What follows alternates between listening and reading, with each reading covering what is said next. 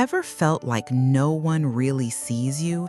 Like you're standing in the middle of a crowded room, but inside, it's like you're completely alone.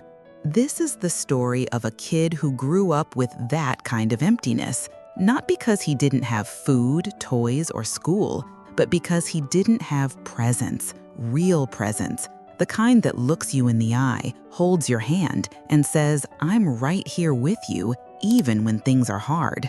His name is Jake, but it could have been anyone. Jake was 6 the first time he realized he couldn't really count on anyone. It was a Tuesday. He woke up feeling sick, his body hot, forehead sweaty. He threw up on his pillow and, scared, went to the living room where his mom was on the phone talking about some work meeting. He tried to cut in, said in a weak voice, "Mom, I threw up." She gave him a quick look, rolled her eyes, and said without hanging up, "I'll get the thermometer, go wait in your room." Jake went back. He waited, laid down again, feeling like the whole room was spinning. When his mom finally came in, she stuck the thermometer under his arm like it was just a chore. No words, no comfort, just 100.8, nothing serious, just rest, you'll be fine. She left the room and didn't come back the rest of the day. To Jake, that silence was deafening. He couldn't explain it, but he felt it right then that his pain didn't matter, that he could be sick, throwing up with a fever, and nobody would come.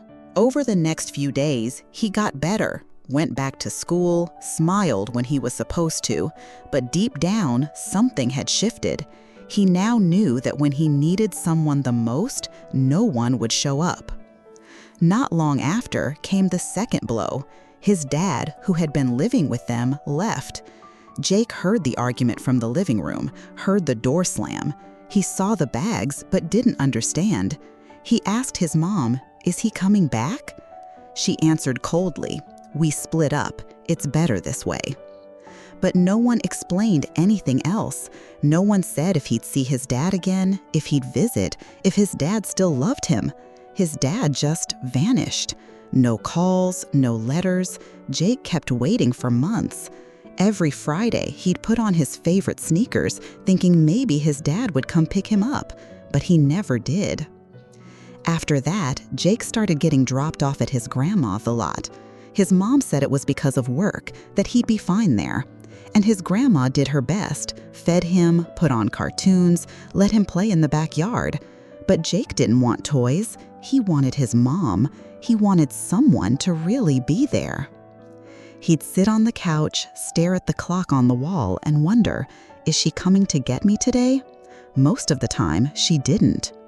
Over time, he learned to wait quietly, to stop asking, to stop showing anything. When he was 8, another memory stuck with him. It was the weekend. Jake had been invited to a classmate's birthday party. He'd laid out his clothes the night before, super excited. When Saturday came, he waited for his mom to get ready so she could take him. But she just stayed on the couch, scrolling on her phone. Jake walked up and asked, "Are you taking me?" She answered, sounding bored, "Not today, honey. I'm really tired. Tell your friend you'll go another day." He wanted to push it, wanted to say he'd promised his friend that he was excited. But something inside held him back, like he already knew it wouldn't help. He went back to his room slowly, put away his new clothes, and just sat on the floor, listening to the sounds from outside. At school, no one noticed anything. He was a quiet kid, polite, always trying to make the teachers happy. They praised how mature he was for his age. But no one saw what was going on inside him.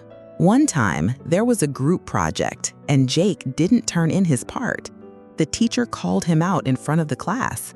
Out of nowhere, he started crying right there in the middle of the room. She was surprised. "No need to cry, Jake. It was just a school project." But it wasn't about the project.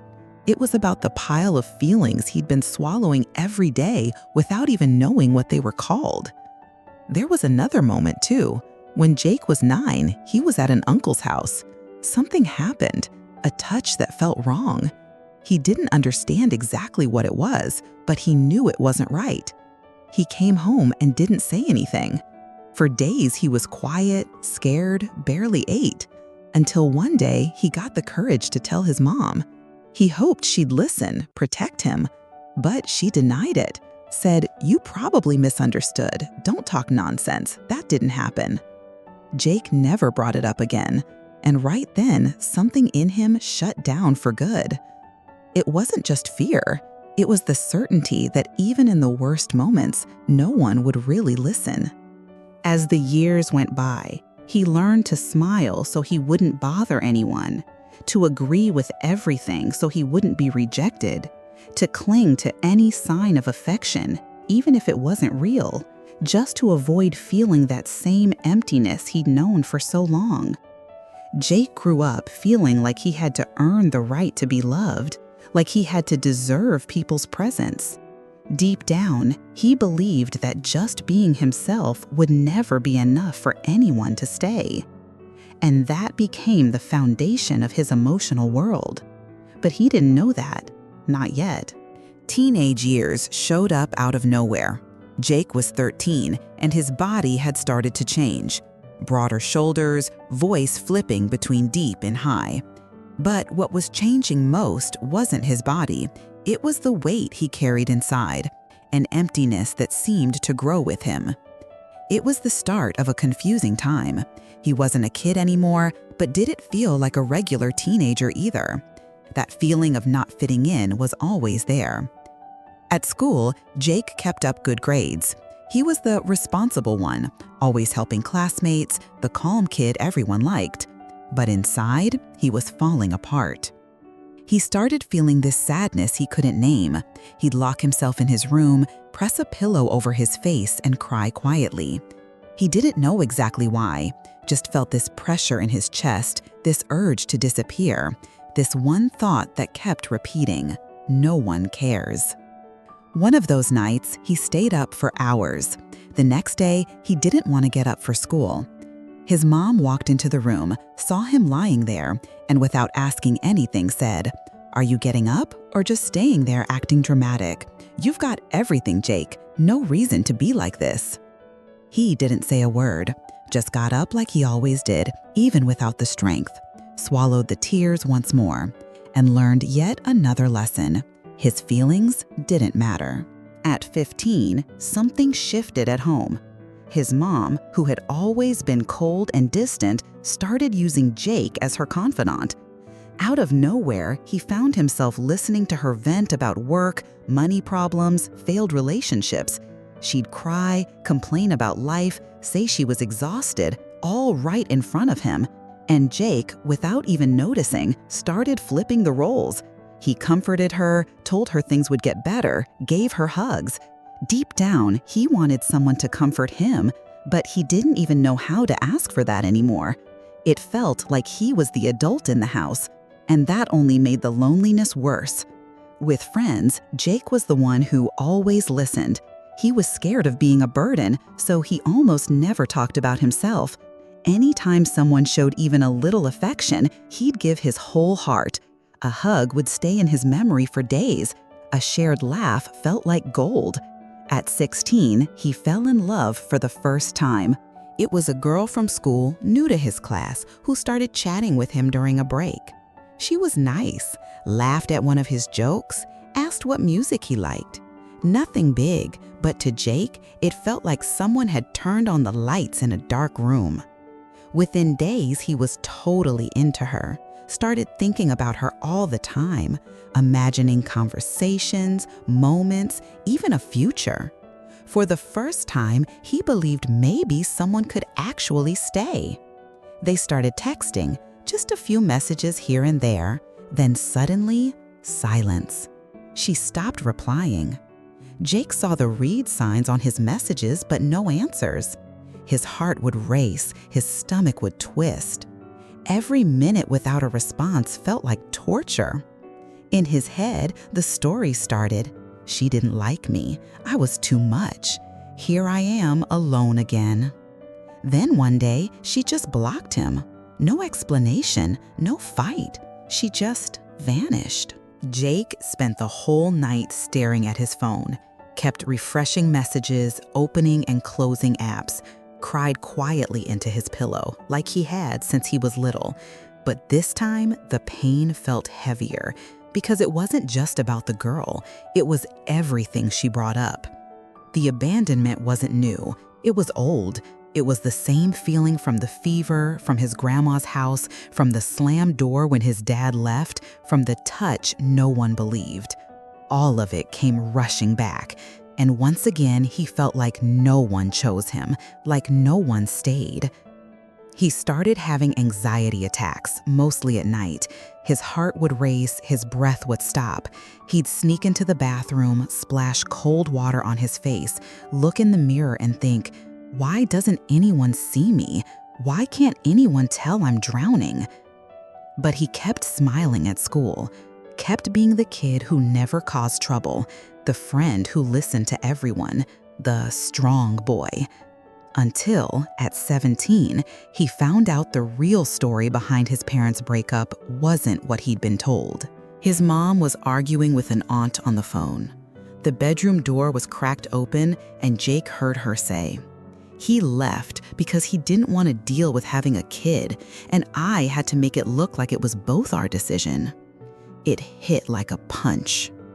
Jake went quiet for days, tried to sort everything out in his head. But the truth was brutal. They had lied. They'd kept from him something that had shaped his whole life. He tried to talk to his mom, asked calmly, "Why didn't you ever tell me the truth?" She reacted like she always did. "You don't need to know about that stuff. It's in the past. It's over." But for Jake, it wasn't over. It was still happening inside him, and no one wanted to hear it. That night, he wrote in a notebook, "I'm tired of pretending, tired of smiling, tired of holding it all in. But if I fall, who's gonna catch me?" He put the notebook away, turned off the lights, and made a promise to himself. He'd never expect anything from anyone again. But that promise, like all the others he made just to survive, only kept the pain alive. Jake did everything he could to be successful. He got into college early, picked a major that looked promising, met deadlines, did everything right, impressed professors, group partners, internship bosses. He worked hard, always showed up. But inside, he still felt empty. Deep down, Jake believed that if he was good enough, someone would stay. That if he did everything right, he'd be loved, seen, chosen. He desperately wanted to prove his worth, even if he wasn't sure to whom. In real life, that meant putting up with things he shouldn't have. At his first real job, his boss yelled at him a lot, made humiliating jokes in front of the team, and Jake just took it. He'd say things like, "It's fine, I'll do better, don't worry." Then he'd go to the bathroom, lock himself in a stall, and sit there for a few minutes, breathing, waiting for the urge to disappear to pass. He didn't stand up for himself because he was scared. Scared of being let go, pushed aside, seen as a problem. Jake would rather be used than left. And in relationships, it hurt even more. At 25, he met Julia, a new coworker, sweet, charismatic. Just a few conversations and Jake was already hooked. She showed some interest and he started picturing a whole future with her. They began hanging out, messaging each other. Jake did everything for her. Gave her rides, solved her problems, listened to her vent, said yes to everything. He wanted to prove he was dependable, worth staying for. But what he didn't see was that Julia wasn't all that into him. She'd go out with him, but also with other people. She'd talk when she felt like it, disappear when she didn't, reply when it suited her. And still, he couldn't walk away. When she took too long to reply, Jake had anxiety attacks. He'd check his phone every 5 minutes, sweat, heart racing, sometimes even stomach pain. His mind would spiral. "She's avoiding me. She's done. I'm not enough." And when she finally answered, even if it was just an emoji or a busy RN, he'd breathe like he'd just been saved from a freefall. It was always like that, swinging between the high of being noticed and the fear of being ignored. Jake got attached way too fast, built deep connections way too easily. Just one kind gesture and he was all in, because to him, affection was rare, and every time it showed up, it felt like a chance to fix everything he never got. But every time someone pulled away, even just a little, a change in routine, a stretch of silence, Jake fell apart. He took any kind of distance as abandonment. Once, Julia went on a work trip for a week. By the third day, Jake had a full-blown breakdown. He was home alone, no one to talk to, and it felt like he'd been forgotten all over again. He cried, thought about his childhood, that night with the fever, the dad who disappeared, the party he never went to, that time no one believed him. Everything hit like a storm. Because it wasn't just about right now, it was old wounds being torn open again. He knew he was needy, knew he was scared of being alone, knew he put up with too much, but he didn't know how to be any other way. Because being different meant going against everything he'd learned. And what he'd learned was, to keep from being left, it's better to make yourself disappear. That mindset followed him into work. Jake took on other people's tasks, worked overtime without complaining, said yes to everything. He was terrified of letting anyone down, always with the same thought running through his head. If I'm useful, they won't let me go. But even so, one day he got laid off. Team cuts, restructuring. His manager called him in, said all the usual polite lines, tried to be nice. Jake just sat there and said, "I understand. Thanks for the opportunity." He left the office, went straight to the bathroom, and threw up. Because once again, life was telling him he wasn't worth keeping. The loneliness came back strong. So did the insomnia. And with it, the automatic thoughts. If I disappear, no one would miss me. Jake spent days locked inside his apartment, turned down help from friends. When someone called, he'd say, "I'm fine," then hang up and cry. He was ashamed of needing anything, felt guilty for asking for help, like being a burden was a crime. He preferred to carry it all alone, but deep down, he just wanted to be cared for. It was a constant paradox. One time, he got sick. High fever, headache, body weak. He was alone in his apartment, couldn't even get out of bed. Tried to order food, but couldn't make it to the lobby to pick it up. He called a friend, kind of awkwardly, and asked if she could swing by. She said, "I can't right now, Jake. I've got some stuff to take care of." He answered quietly, "No worries. I just wanted to talk a bit." Hung up, cried. His fever went up. And in that moment, lying on a sweat-soaked mattress in the middle of the night, Jake turned back into that 6-year-old boy. With a fever, no one there, no comfort. The only difference was, now he was better at hiding it. On the outside, he'd post a nice coffee on Instagram, write a cheerful caption, share a lighthearted song. And no one had any idea that inside, he was carrying around this raw, heavy pain. This silent truth: I'm alone in the world. The day Jake started to change didn't seem like an important day at first. He'd been unemployed for 2 months, behind on rent, sleeping poorly, with that constant tightness in his chest that had become just part of his routine. He was used to running on autopilot, wake up, pretend he was fine, sit in front of the computer doing nothing, then pretend again before going to bed. That day, he agreed to grab coffee with an old college friend, Lara. She had messaged him a few days earlier, saying she wanted to talk, that she missed him. Jake almost said no, but something made him go. They met at a small, simple cafe. Lara was the same, chatty, observant, lighthearted, but that day, instead of talking about herself, she just looked at him for a moment in silence and asked, "Are you really okay, Jake?" He laughed nervously, like he always did, gave the usual answer. "Yeah, just tired, life stuff." But she didn't look away. She asked again, this time in a different tone.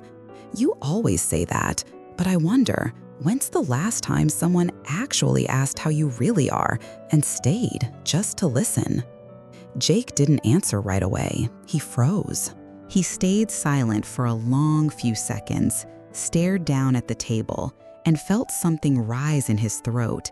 Not pain, not anger, not sadness, something deeper, a kind of recognition, a memory he didn't even know he'd stored. Then, without realizing it, his eyes filled with tears. Not from panic, but from truth. It was like, finally, someone had actually seen him.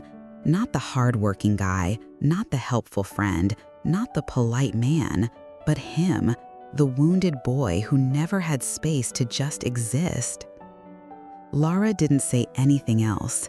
She just stayed, present, and that presence meant more than any advice ever could. They spent 2 hours together. Not much was said, but so much was felt. For the first time in a long time, Jake felt like he didn't have to be strong to be cared for. That night, he went home feeling different, not happy, not light, but with something new, a question. What if I don't have to earn everything all the time? What if someone could stay, even when I'm not okay? That question became a seed. In the days that followed, Jake started writing in a notebook. No big plan, just to get some thoughts out. At first, it was simple, short sentences. But slowly, he started digging deeper. He wrote about his childhood, about the night he was sick and no one hugged him, about his dad, about his uncle, about the absences, the silences, all the ways he tried to adapt so he wouldn't be left behind. And for the first time, he saw just how much pain he'd been carrying. Not to play the victim, but to finally understand. Because while he'd always thought he was too sensitive, needy, weak, he was really just hurt, deeply hurt, and no one had ever truly acknowledged that.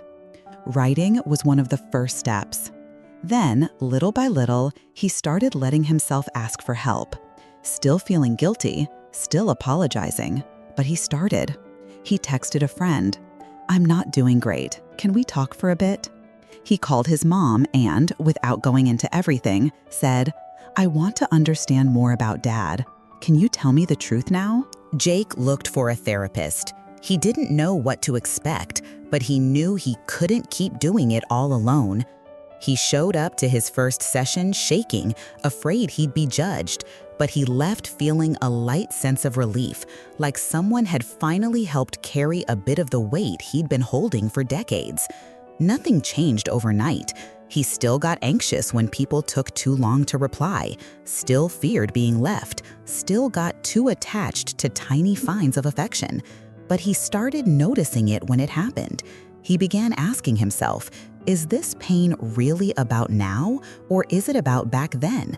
He started replying to messages more calmly, respecting his limits, saying no when he was exhausted. And most importantly, he started staying with himself, in silence, without hating it. It took time to feel okay being alone, but little by little, the empty spaces started to feel less scary.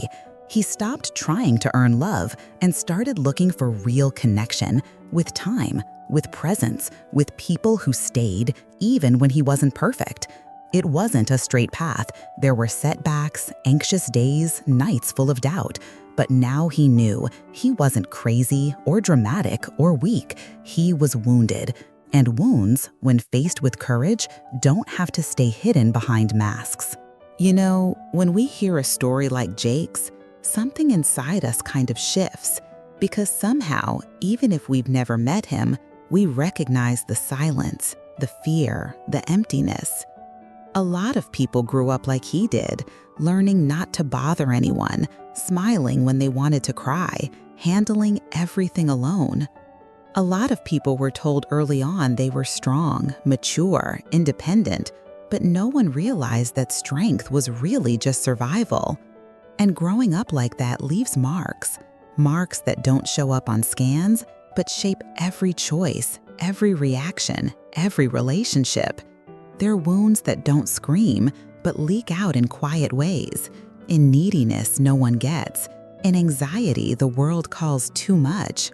But the part that hurts the most isn't just being left behind. It's growing up thinking you were the problem, that you were hard to love, too sensitive, that you had to earn someone's presence, like love was a reward and not a safe space. And maybe that's the biggest turning point in Jake's story, and in the stories of so many others who relate to him, realizing that the pain you feel today isn't weakness or drama, it's emotional memory. It's your body reacting the way it had to back when, during the hardest moments, no one was there. But the hardest and most freeing truth is this: you don't have to abandon yourself just to avoid being abandoned. Healing begins when you start staying for you, even when you're scared, even when you mess up, even when it feels like no one else gets it. And little by little, you build relationships where you don't have to prove anything, where you can say, "I'm not okay today," and the person doesn't leave, where you don't have to be everything, not for everyone, and not all the time. That's love too, being allowed to be imperfect and still being held. You don't have to keep chasing people who don't see you anymore, or keep shrinking yourself to fit into spaces where no one really hears what you feel. Your pain is valid, your story matters, and yes, change is possible. Not by erasing the past, but by learning to take care of the parts of you that were left alone for way too long. Start with small steps, asking for help, saying no with respect, sitting in silence, not to hide your pain, but to finally rest. Creating space to listen to yourself, even if no one else does. Change isn't fast or easy, but it starts the moment you choose to stop repeating the same pain and begin building a new way of living. If this video touched you in any way, give it a like down below. That helps the channel, and it also shows that you're recognizing parts of yourself in this story. Drop a comment too. Let me know what hit home for you. I read every single one, and your words might help someone else who needs to know they're not alone. And of course, don't forget to subscribe and turn on notifications. There's a lot here for you if you're ready to rebuild your life from the inside out with honesty, courage, and in your own time. And if you feel like you've still got a lot to understand about how these old wounds affect your relationships today, watch the next video that's popping up on the screen. It dives even deeper into what we started here, and it might be exactly what you needed to hear right now. Thank you, and I'll see you in the next one.